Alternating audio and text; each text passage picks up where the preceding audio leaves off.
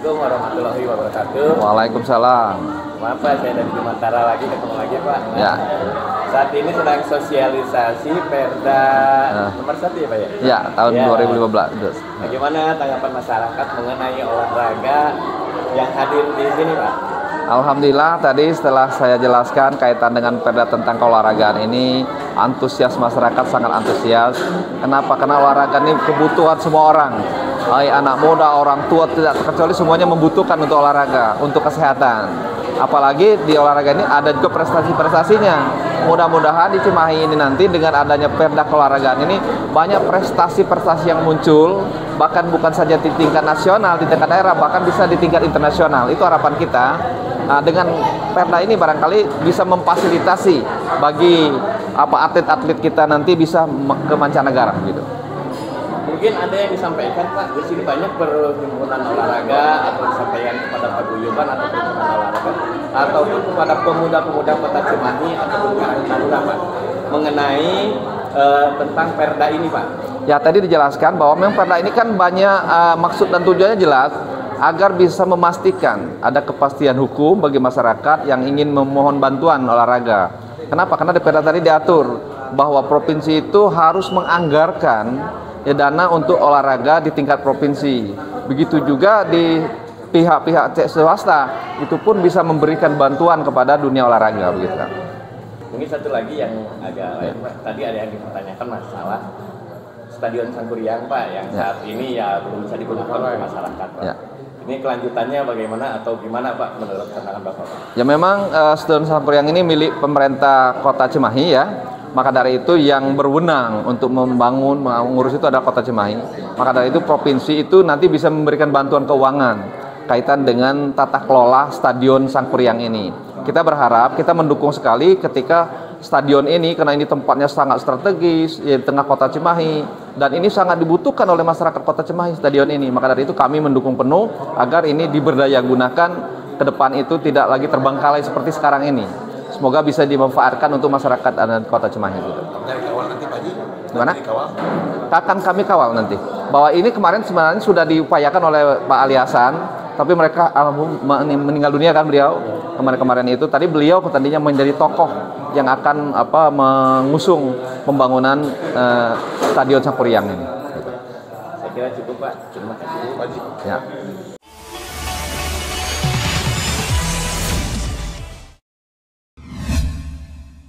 Saya pengen tanyakan itu Stadion Sangkuriang itu milik siapa Pak? Milik perorangan? Apakah milik Kota Cimahi?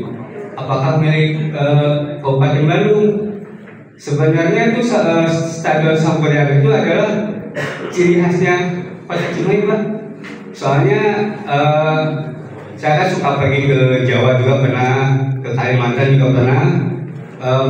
Mereka menyebutkan Pak dekat nggak dengan Sangkuriang Cimahi?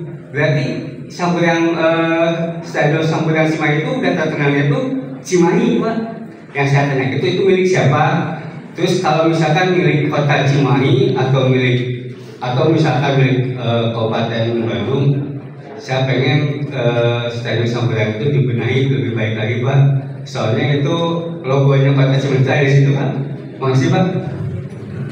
Ini pemerintah Kota Cimahi, provinsi itu hanya bisa memberikan bantuan keuangan. Nah, kami nanti ketika pemerintah Kota Cimahi mengusulkan bantuan keuangan, provinsi akan memberikan bantuan itu. Apalagi sekarang sudah ada perda-perda semacam ini kan menjadi dasar.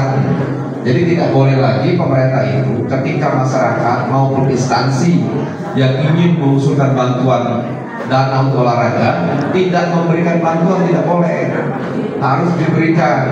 Kalau tidak diberikan itu harus jelas alasannya.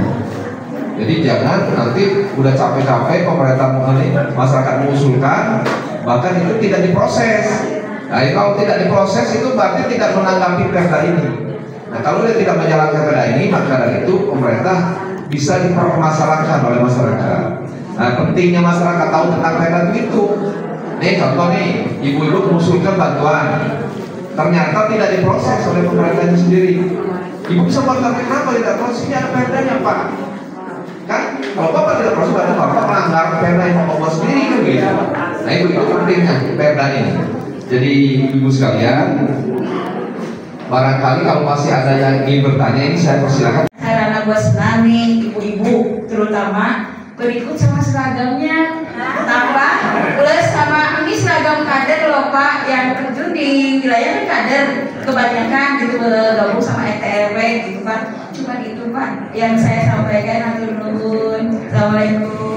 Dia berhak untuk mengusulkan bantuan, tetapi memang bukan bantuan untuk pribadi-pribadi, untuk kepentingan masyarakat banyak. Ya. Jadi nanti silakan saja Ibu kalau ingin mengusulkan, membuat perencanaannya, proposalnya, dibuat saja. Kenapa? Karena ini anggarannya pasti diberikan, tapi memang karena dia skupnya kecil, maka anggarannya tidak diberikan yang terlalu besar. Nah, Ibu nanti boleh minta di CSR-nya ada. CSR tadi, CSR ini kenapa? Ini dia bisa cepat. Hari ini kita usulkan, sebulan kemudian dia bisa dapat bantuan. Beda kita mengusulkan bantuan kepada APBD, itu prosesnya panjang. Dia mulai pembahasan APBD. Ya. Ya nanti Ibu tinggal di CSR, Ibu mau minta di mana? Nah kalau mintanya di BUMD provinsi, di situ ada 41 kita punya BUMD. Ibu boleh mengusulkan di 41 itu, salah satunya ada Bank Jabar, ada Jaswita, Migas. Nah, ada Migas Guru Jabar, banyak kita punya BUMD. Nah itu ada CSR yang bisa dimohon oleh masyarakat. Nah yang biasanya yang bisa dapat bantuan itu yang paham. Kalau yang nggak paham, nggak ngerti, akhirnya apa? Dia tidak bisa mendapatkan bantuan itu sendiri. Nah sosialisasi ini agar bapak-bapak dan ibu-ibu memahami semuanya, gitu. Ya. Silakan aja nanti. Ini boleh, Ibu. Nah ini untuk kegiatan rame-rame ya. Di sini nanti tinggal dikoordinasikan dengan RT RW-nya, harus direkomendasi dari RW dan kelurahan biasanya. Kalau anak kata mau CSR itu sampai ke kelurahan cukup rekomendasinya. Tapi kalau Ibu membuat proposal untuk bantuan yang lebih besar, itu sampai ke kecamatan, bahkan kalau ke provinsi itu bisa rekomendasi dari wali kota. Nah kalau itu juga lebih bisa. Ini katakan di sini akan menyelenggarakan membuat gedung olahraga badminton, membuat gor, itu boleh. Nanti dibuat aja DED-nya seperti apa, diusulkan kepada ini, diminta rekomendasi dari pemerintah Cimahi, masukkan ke provinsi, itu akan dibangunkan nanti gedung olahraganya. Kenapa? Karena inilah apa isi daripada Perda ini. Perda nomor 1 tahun 2015 tentang olahraga ini, ya, Ibu sekalian. Maka yang lain, Pak. Mau nanya juga Pak, kalau di wilayah kami ada beberapa yang punya lahan yang dulunya tempat olahraga tapi sudah terbengkalai Pak. Mungkin waktu itu saya sempat mau mengajukan proposal, tapi terbengkalai juga, kita nggak tahu makanya. Kopi itu sempat dipakai untuk bulu tangkis, dan sekarang pun untuk terakhir kita mau, karena itu tanahnya tanah orang, waktu itu saya sudah pernah izin dan beliau menyetujui, cuma karena terbengkalai kita nggak tahu arahnya kemana. Bisa tolong dibantu Pak kalau misalkan bikin proposal ya, tinggal di sini arahannya kita aja Pak. Terima kasih. Itu udah lagi, itu barangnya sudah ada. Anggaran renovasi itu juga untuk sarana-sarana olahraga bisa diusulkan. Itu udah bentuk gedung atau lapangan? Masih lapangan. Nah lapangan boleh dibangun, ya, bisa. Tapi memang prosesnya agak panjang. Kenapa ini menggunakan dana APBD? Ada pembahasan mulai dari usulan. Kamu itu bisa mengusulkan di Resisdewan, boleh juga mengusulkan di Musrembang sebenarnya. Melalui Musrembang bisa diusulin untuk membuat sarana olahraga. Nah sekarang ini di pemerintahan Gubernur Dede Mulyadi ini memang beliau ingin menekankan pembangunan fisik. Jadi pembangunan fisik ini akan lebih didukung ketimbang bentuknya itu non fisik. Jadi beliau itu sekarang ini kita lagi refokusi anggaran sekarang. Segala program-program yang non fisik itu sekarang dicoret sama disebutkan. Jadi sekarang yang fisik, kenapa dia ingin pembangunan fisik? Karena kalau yang non fisik ini nggak ada bekasnya. Uangnya habis satu buku, bekasnya nggak ada. Tapi kalau fisik, ya ada bentuknya, itu ada gedungnya, bisa dilihat oleh mata orang, gitu kan? Kalau non fisik coba, tahu udah hilang aja anggarannya. Apa kerjaannya sudah nggak ada itu. Makanya Dede Mulyadi sekarang mencoret semua pembangunan yang sifatnya non fisik. Dia tidak ingin, dia ingin yang fisik. yang betul-betul ada apa ya, ada jejaknya bermacam. Ya, boleh nanti kalau itu dibuat perencanaannya yang matang. Nanti kamu usulkanlah 3 tempat di Muslimah masukin. Nanti kalau saya rasa sudah masukin. Nah itu nanti bisa langsung bisa dimasukkan sebagai apa ya, pandangan umum kami nanti dari fraksi Partai Demokrat kami yang dari Cimahi. Di sini membutuhkan sarana dan prasarana olahraga. Itu nanti saya akan masukkan di pandangan umum Partai Demokrat ketika kita menyampaikan reses. Seperti itu. Bagus ini. Maka dari itu anak-anak muda memang sekarang harus tampil ke depan untuk memperjuangkan kepentingan masyarakat. Karena kalau tidak ada yang memperjuangkan dari masyarakatnya, ya susah Bu. Harus ada motor penggerak di masyarakatnya itu untuk mendapatkan bantuan itu. Nah di wilayah-wilayah lain itu banyak Pak, Karang Taruna yang bergerak, yang mereka memperjuangkan bantuan-bantuan ke wilayah dia itu. Nah bantuan pemerintah itu tidak boleh untuk pribadi. Bantuan pemerintah itu kepentingan orang banyak, kepentingan umum.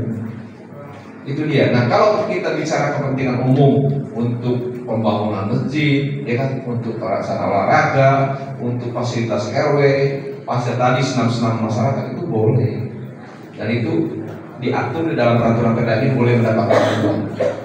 Nah maka dari itu sosialisasi Perda ini kami selama ini ya melihat bahwa masyarakat itu belum bisa, bahkan nggak tahu ya kan, apa yang ada di dalam Perda ini. Nah sosialisasi dibuka ini sekarang. Nah saya sebagai ketua Bapom Perda mengambil kebijakan kemarin meminta kepada DPRD agar sosialisasi peraturan daerah provinsi itu dilaksanakan sebulan itu 4 kali, seminggu sekali. Alhamdulillah di dalam tata tertib kemarin disetujui sosialisasi ini. Kenapa? Karena saya melihatnya bahwa perdanya banyak di provinsi itu, tetapi masyarakat pada nggak tahu. Jangankan masyarakat, dewannya yang seperti itu. Nah, parah sekali itu kan. Maka dari itu sekarang saya sedang mengevaluasi semua perda-perda yang ada. Dari 600 lebih perda ini, perda mana saja yang sudah expired, yang harus kita cabut, perda mana saja yang perlu direvisi, saya akan lakukan revisi, dan perda mana saja yang masih eksis. Nah ke depan itu saya akan melakukan evaluasi perda-perda. Dan saya juga sekarang sedang mengusulkan agar dibuat data digital. Jadi perda itu nanti ada data secara digital yang bisa diakses oleh masyarakat. Jadi kamu nanti kalau ingin perda dewan, klik aja internet, bisa diambil di situ. Jadi nggak perlu lagi print begini, semuanya sudah ada di dalam HP secara digital. Nah sekarang lagi dibuat program digitalisasinya, saya sedang siapkan, dan evaluasi perda pun sedang dilakukan. Nah, mudah-mudahan tahun depan ini sudah selesai semua, masyarakat bisa mengakses itu. Ya, maka kalau masih ada yang lain silakan.